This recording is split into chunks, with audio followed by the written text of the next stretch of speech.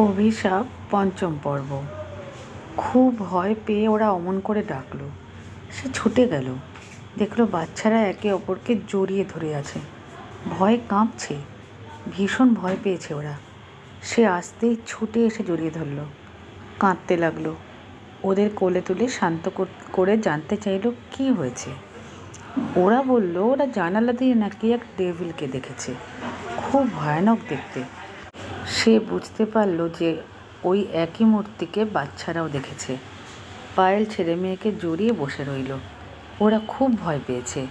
এই সময় সুরঞ্জনবাবু এসে ওদের এভাবে বসে থাকতে দেখে অবাক হয়ে গেল। What happened? এভাবে বসে আছো কেন? Anything serious?